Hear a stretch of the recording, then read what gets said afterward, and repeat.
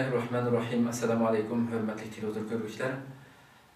Bugünkü uçuk söhbet programımızda kelganlarni kızgın karşılaymiz. Alımdan bugün stüdyomuzda kıymetli vaktini sarıp kelgan Şarkı Türkistan Marif ve Hemkarlık Cemiyeti Reisi hürmetli Hidayetullah Oğuzhan Efendim'le kızgın karşılayımız kelganlar için.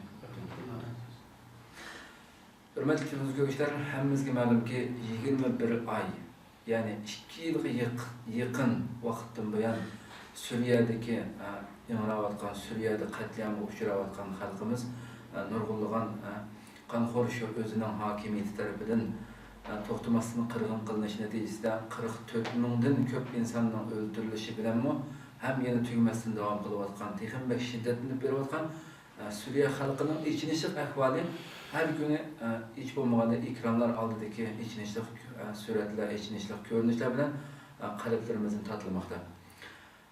Biz Şarkı Türkistan halkı özümüzge yatıp boğan, bizge tamamen yatıp boğan necesi Xitaylar tarafından zulüm çekip atkan bolsak, Suriye'deki kıyrandaşlarımız öz hakimiyet tarafından mana şunda içinişlik zulümlerini çekmekte.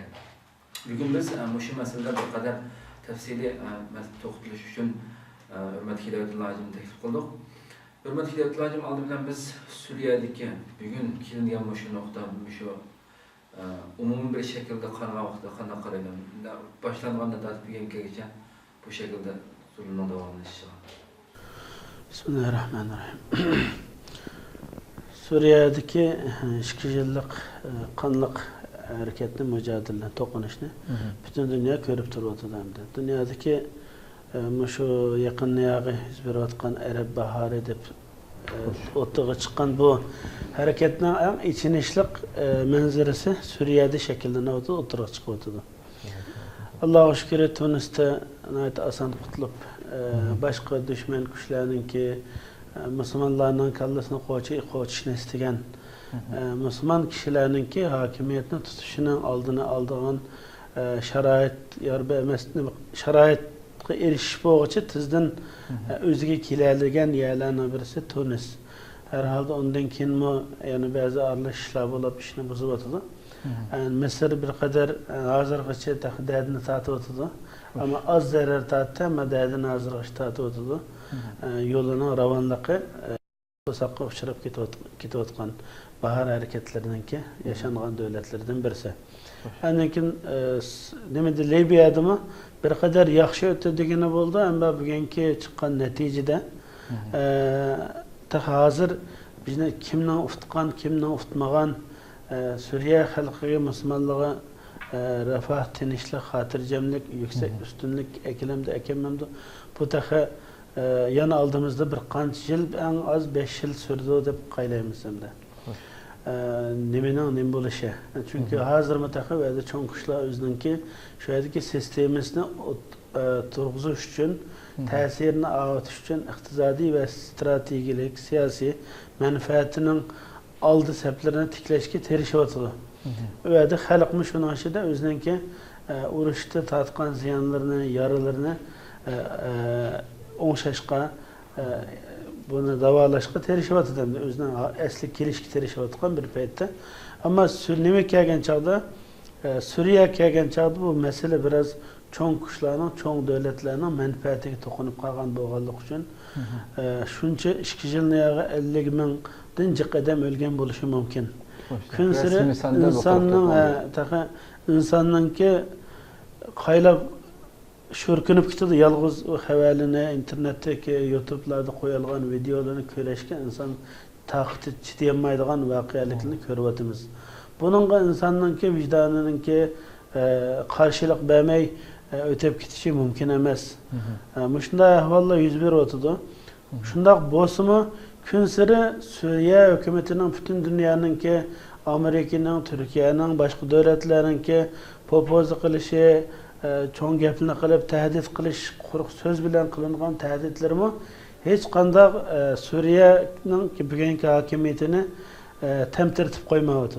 U kun sari haddidan oshib Scud mizaillarni, Scud roketlarini qo'llanib o'tadi, ishlatib o'tadi. Yana hozir ximiyaviy qurollarni ishlatgan bo'lish ehtimoli bo'lgan ba'zi videolar, ba'zi xabarlar o'tirib chiqyapti.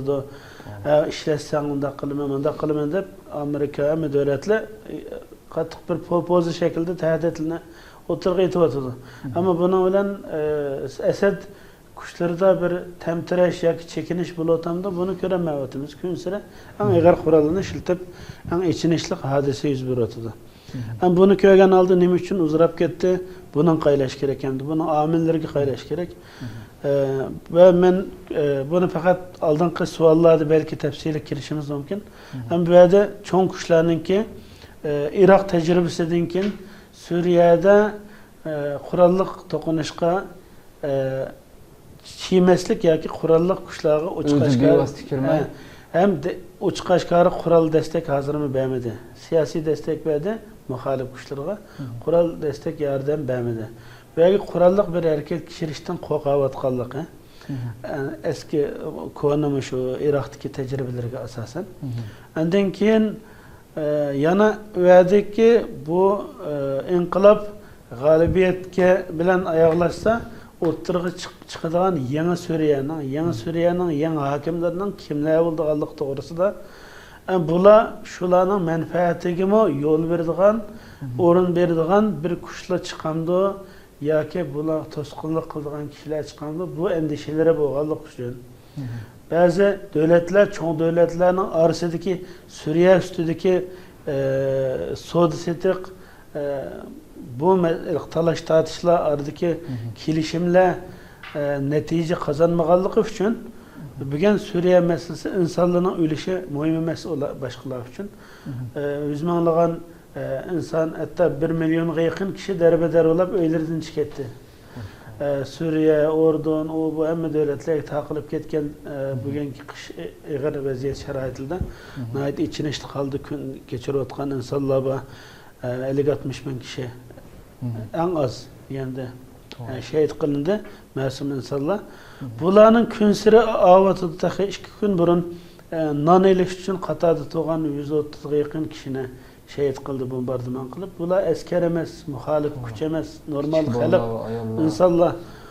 Buni ko'rib nima degan oldu? Buni dunyo ko'rmayotgandi. Taxi tunigan Axtar İbrahimi Birleşken Teşkilatlarınki vekili bu Esed bilan ko'rishayotgan dunyoning ko'zi Suriya ustida turgan bir paytda dünyanın hoşdarları biz de dava qilgan Rusya, Xitoy, Amerika, Türkiye'dek bu devletlerninki aralashayotgan bir meselede urushda bo'lmagan, qo'lida qurol bo'lmagan insonlarning bunday vahshiylarcha qatlamının kunsiri avishig'a yani hech qanday xalqaradan bunga amaliy konkret bir çare tedbirinin kullanılmasligi bu insonlarni o'yga soladi. Bu endi bu ishda davom etyapti. Endi buningki davom etishdagi nurg'un maqsad, manfaatlarninki kelmasligi yo'q degandek, kelgusi yangi Suriyaning yangi hokimlarininki masalasi ustida Suriya nimaninki Rusiyaninki o'zidagi askariy bazasi, istixborot bazasininki kelgusi İranninki İran çünkü Suriye yıkılsa, Esed yıkılsa İran'ınki aldı sep yıkılgan buludu. Bundan korkaydı ikinci kıtım nöbetinin özü gelişidin bu endişesi var. Yani atom enerji meseleleri uzunluğa tartışıp geliyorken garip bilen bu meselelere hücum kılış meseleleri bu neyse onu korktudu.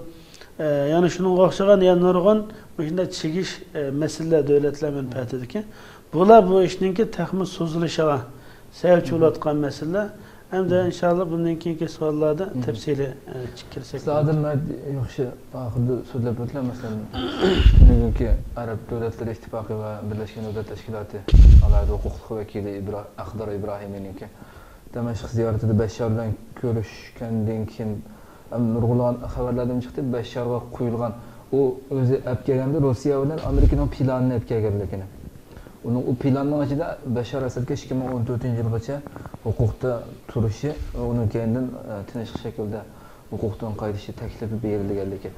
Amaliyot albuki undan burun Amerika bo'lmasdan Suriyaniki erkin Suriya armiyasidan bo'lgan birdan-bir Suriyaning huquq vakili deb e'tirof qilgan va Basharning tushib ketishini deb to'lab turgan Amerika Endi bu tünügünkü nimede Rusya bilan nimening planini olib keldik, Amerikaning planini deb 2014-yilgacha o'qib berish. Uning keyindan muxoliflar bilan ko'rishgan, muxoliflar o'zining keskin qarshi chiqarganligini Basharning o'qib turishiga bu şekilde bayonotlarni bildirgan bo'ldi.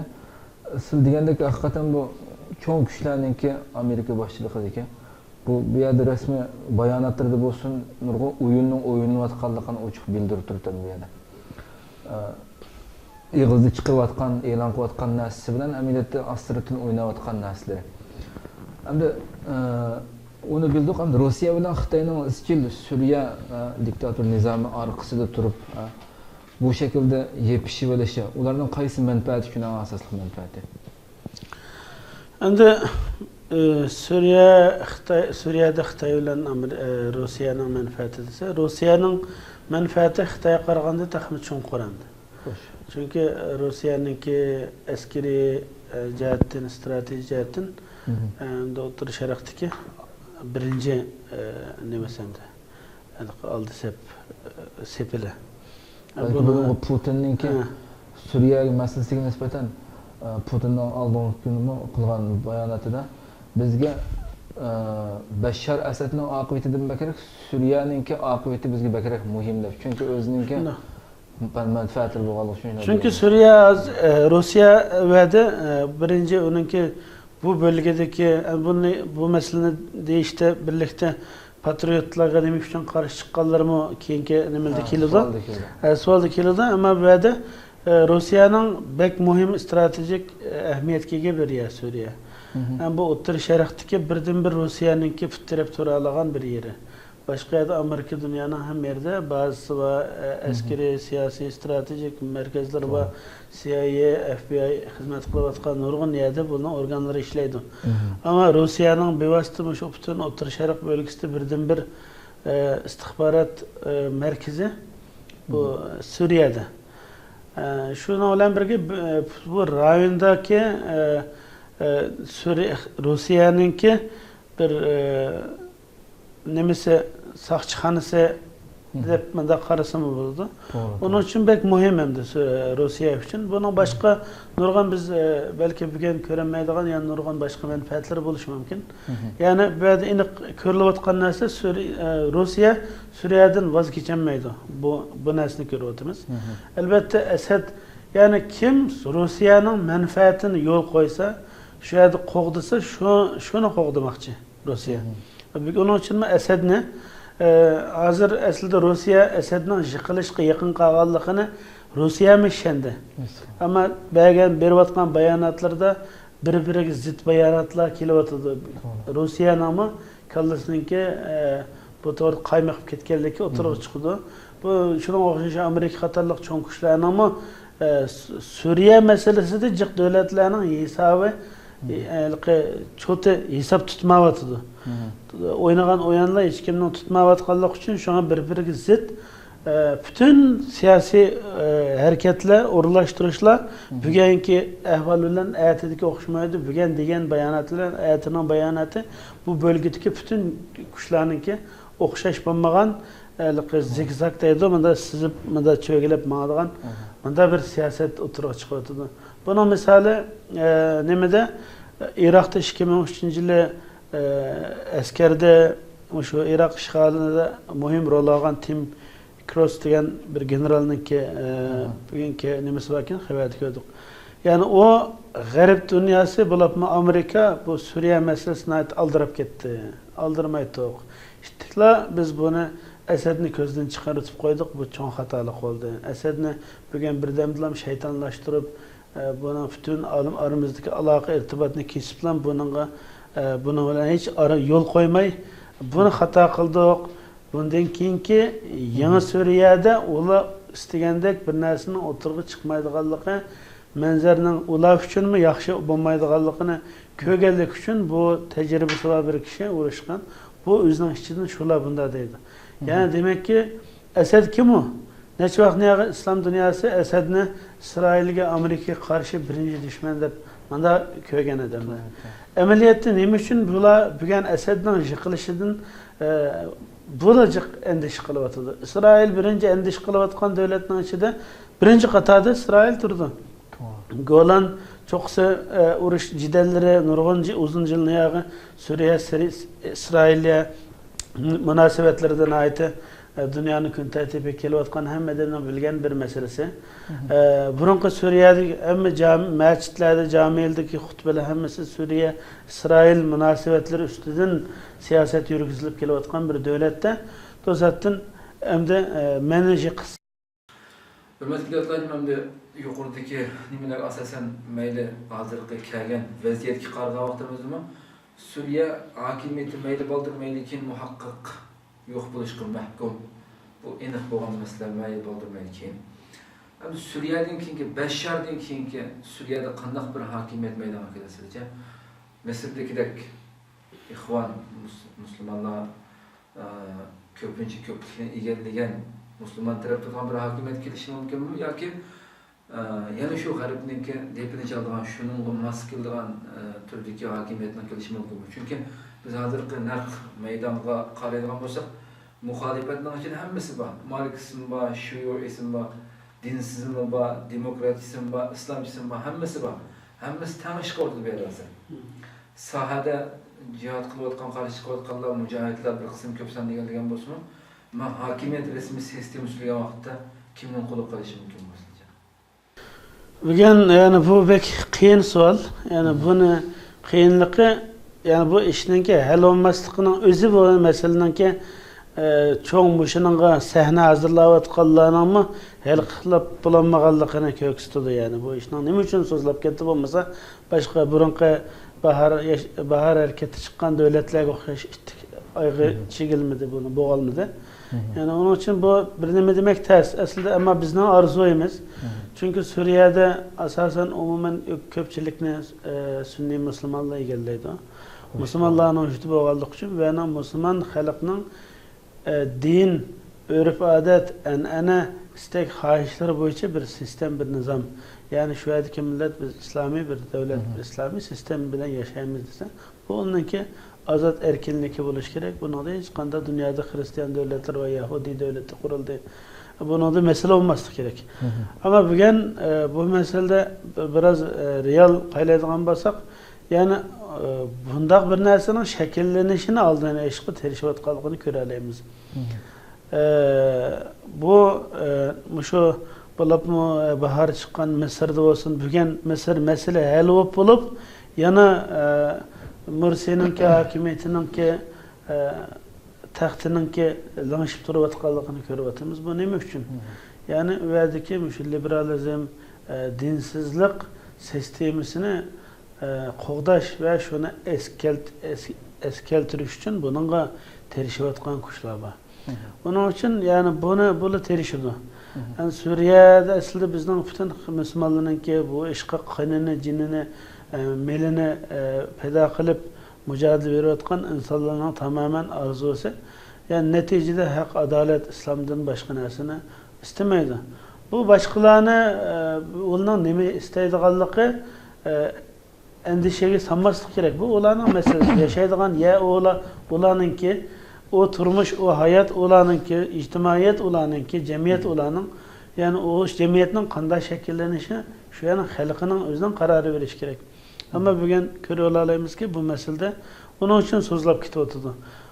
Biz isteyen bir narsa oturuğa çıksın degen kuşlarının ki yanına türüp o işe çiğgellik için sözlep oturdu. Şu an mesele bir-birine oxşamagan bugün Suriye muhalefetine Katar'da içilgan jığından tatip biz bir halkning vekili deb tanıyımız Suriye'nin meşru kanunluk vekili deganlik bu halkning ki devlet rehberleri muşu her qaysi devlette açkan işxanları elçixana mahiyetide buludu degan narsa. Bunu bazı devletler uch Qashqari Fransiya ve İngilizler bunu elçixana qabul qilamiz dedi, elçixana süptidi. Yani bu demek ki yani bu unda bo'lgandan bu xalqning ki şekillengen iradesini qabul qilganlik bo'ldi. Qabul qilingandan keyin o'tirdi hozir yana keyniga sizib andan Aqtar İbrahim'in o'tirib qo'ygan 2014 yilgacha Asadning ki ve yana muhlat verilishi falan hukm degan masala yani ishni so'yitib uzartış arkalık bir mühlet ilip ondan keyin hozir nayati g'arb davlatlarining va uning ichida Amerika va davlatlarning Esaddan keyingi hokimiyat uchun qattiq tayyorlik qilib aldirash harakat qilayotganligini ko'ra olamiz endi. Buningda balki ularni chunki xalqning irodasisiz buni qilolmaydi, xalqning qitilishisiz qilolmaydi. Albatta bular ish buzishga erishadi o'zining manfaatiga biz shu yoqqa mangishga yo'llaydi. Ammo muhim bo'lgani shu xalqningki umumisining qo'llab quvvatlashiga erishishi. Ba'zan jiqiyada ko'rib oladigan bir masala bor. Ko'pincha bedelni insonlar to'g'ri haqiqatchi insonlarning o'tisimi, bedelini to'lasimi. Natijada xalqning sirtida bo'lgan, hayotida bu xalqdan uzoq yashagan, bu xalqning tashlab hatta chet elda hayotini surganda, o'zini surganga atab bu xalqning sirtida yashagan insonlar shu xalqning beshig'i musallat qilib ekilayotgan misollar ko'p dunyoda. Bu narsalarning kelishi yani ko'rinib turdi. Bunga terishyapti cho'ng qushlar. Onun uchun hozir Suriya sistemasidan ajrab chiqqan tashqi ishlarda ishlagan, askarda ishlagan generallar, kona bürokrat kadrlarni qaytib bu sistemning ichida yer berishga terishyapti.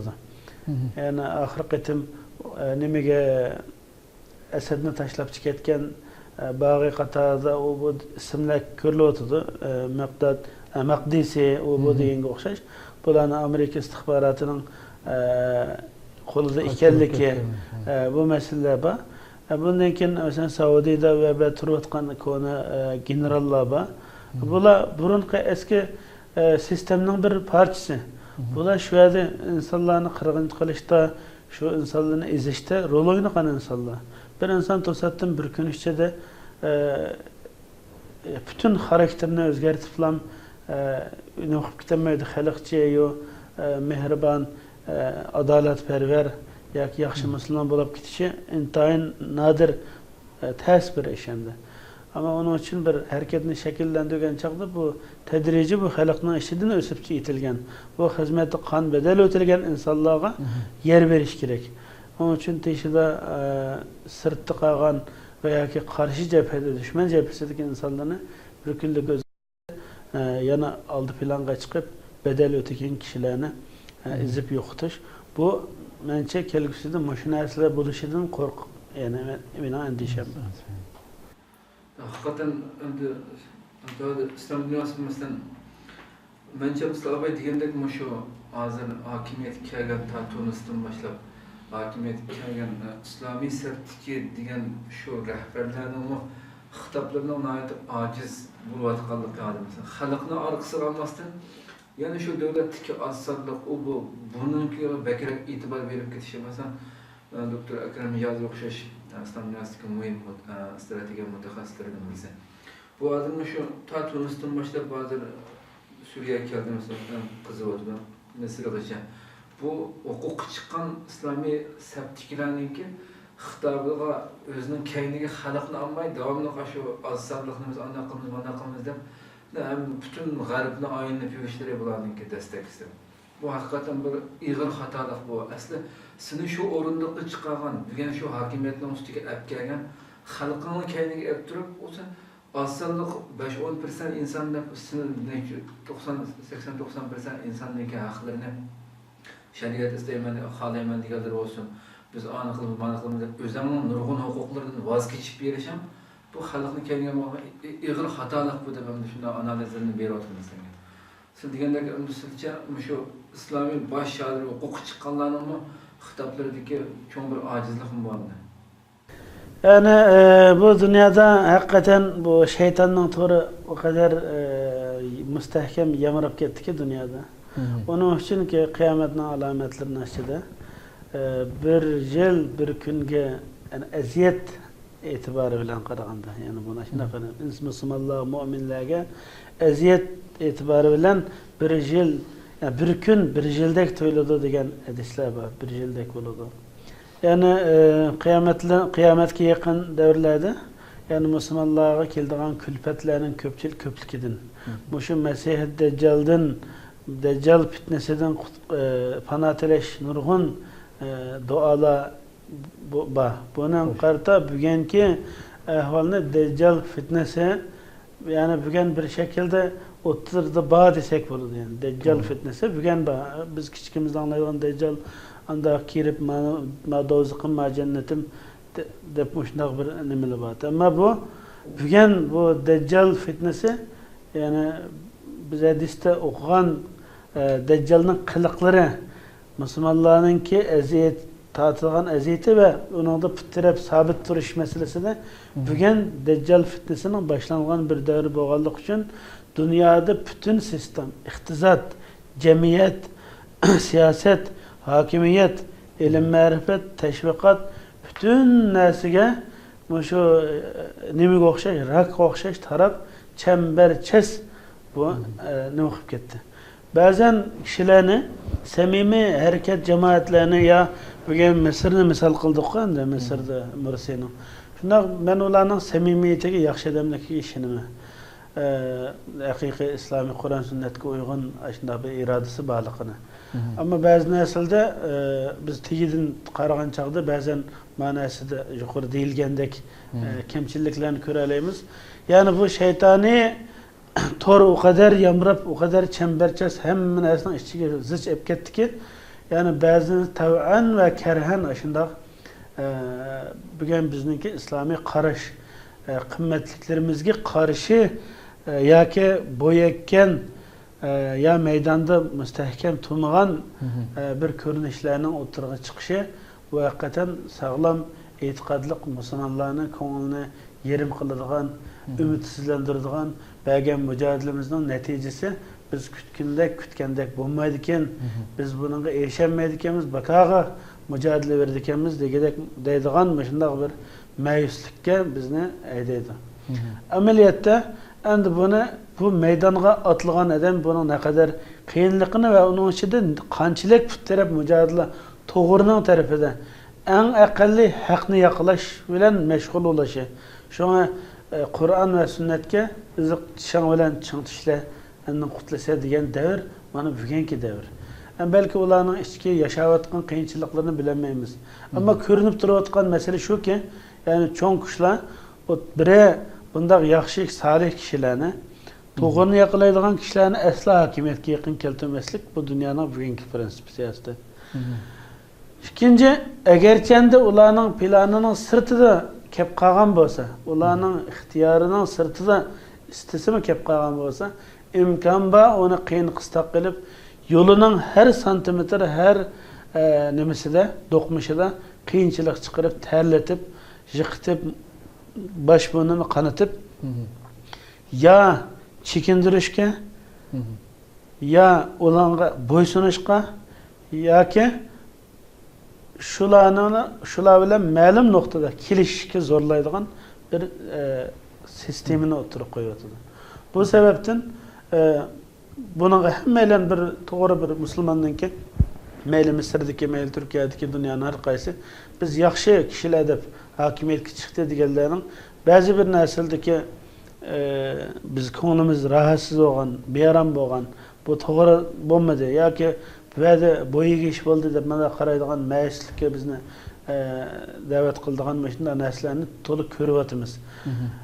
Bu nesle keşke bulması olurdu. Bu bizdenki nimiz karşı. Ama buna da biz bunun karta tamamen hüküm verip ulanı nem kılamayız.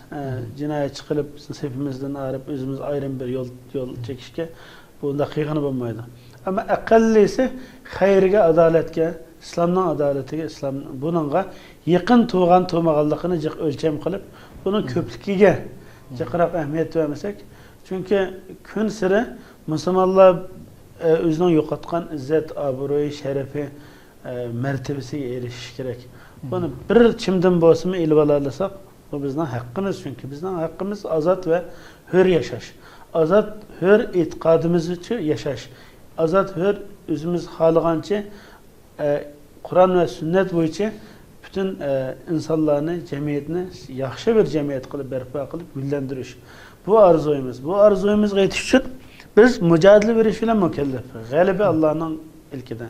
Bugün yaxşı şu bahar neticesi oturup çıkan devletlerden birisi Tunis. Tunis'te nurgun kıyınçılıklar yüz beratudu.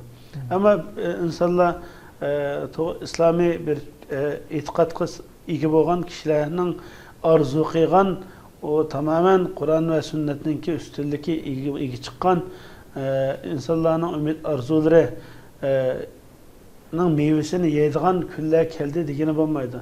Bunu biz fakat başlangıç deb kabul kılıp, hazm kılıp, imkan var şularning ki takım sabit qadam bulup turuşaga dua kılıp ve kolumuzdan kelgancha yardım kılıp, hatta bazen tanqid, bazen fikirlerini oturup koyup, bularni ıslah kılıp, doğru yolda azmay menişaga vesile ulaştığın başka bizden ikinci bir nimimiz yok. Bu hem de bugünkü dünyada bu ehvalla köp yüz beratudu. Suriye meselesinden aşındağı buluş mana men deb qaylab turibdi ve bundan keyingi hamma meselede. Unda bo'lgandan biz dünyani tanimaymiz deb bir bulonga chirib olamizmi? Unda qilsak texim bo'lmaydi. Bu yana Suriye meselesi belki aldığımızdaki sorularda şu yerga to'g'ri kelishi mumkin. Yani Suriye'de muhalefet biri Suriye azatlık armiyası var. Biri siyasi bir hareket var. Şimdi bunun vekillikini kıldırgan. Biri böyle İslami cemaatler var. Bir kan bital işkital emas. Yani nurgun cemaatler sırttan kelip yak şuya yerli halktan çıkan İslami üçüncü bilen yukarı deyilgen o asasta hizmet kılımız deb Suriye'ninki esliga qaytishi yani. Esli Kur'an sünnetke uygun Müslümanlarınki izzeti oladigan, Kur'an sünnetine hürmeti izzeti oladigan, iyilik tiklendigan bir sistemden tikleniş için mücadele uğratgan cemaat teşkilatları var. Bula bir mesele Suriye meselesinin umuminin hel olmaslıktı mı, şu birdek sepnin bir bulmaslıkı mı bir mesele. Ayet-i muhalifinin ağa kuşları bula, Müslüman cemaatlerinin mı firqi buluşu. Grup hareket kılınışı. Andın olanın ki kelgisi lahiyege tamam. Emmeden kelgisi biz İslami bir devlet kurumuz falan deyişi mümkün. Ama hemmini közge ağan, bütün alem şumul bir sistemini közge ağan bugünkü cemiyette insanlar bilen kim bilen kandan münasebet kılışını, onun şer'iyeti, insani tarafları bu hemminazini közge ağan çağda bu bir cemiyetini berpa kılıngan bir teşkilatının, cemaatinin, İslami cemaat bulaşının ki asas prensiplerine raya kılınmaya kalgan bir noktalarının birisi küçük cemaatliş, mikro küçük cemaat sanı köp buluşu. Yani böyle tesiri, uğraştı tesiri köp olsun mu? Zerbe verişte. Ama netice kazanışta neticeni, meyveni toplagan çağda daskanıga, başkalarının daskanıga jığılışı bu ayrılması. Bunun cemaatlik kız. Bir cemaat diyenin manasını degende cemaat bu insanların Müslüman cemiyetinin, İslam Müslüman cemiyetinin dünya ve ahiret saadetini garantiye geliş. Hiç olmasa şahsiyetinin ki garantisine emez, dünyadaki zahiri görünüşteki şu yaşam ne, şu refah ne, şu kengçilik ne, tenişlik ne, hemen esne bunu garantiye aladigan bu sistemne oturup koyup bizge sizligim bu dinning her daim Peygamber Aleyhisselam'ın bu dinine kelgen çağda bu yaşam, bu felah, bu yol dep kökstü kişilerine o çıkaşkarı nimege kişidiğallıqını, nimenin üstüde yetip kopadiğallıqını kösterligenlik üçün kişiler tereddütsüz Resulullah'ınki sepine ağan. Onun için İslami cemaatler tam bu noktadaki acizlikleri o Suriye meselesindeki keyinki rol meselede bulanın kançılık mesela verdi Cebhet-i Nasr degen bir teşkilatını Amerika terörlük teşkilatı ilan kıldı. Bunun karşı hatta Mazel Hatib mu bunu kattık tenkit kıldı Amerika'nın bu kılmışını. Çünkü biz bu 200'lük yani böyle bunu kabul kılımız Suriye'nin bu muhalefet hareketini birden-bir halkın hareketi temsilcisi de kabul kılımız diye dep durup bu halk hareketinin sahiben içinde hareket kılıvatkan kişilerini bugün can meydanı turup ona terörist ilan qilishi bu bir ikki yuzlimichlik to'g'ri narsa emas deb qattiq tanqid qildi va boshqa butun guruhlar bundan qarshi bo'ldi. Bundan keyingi G'arbning planini qanchalik to'g'ri tutishi va u bir savol.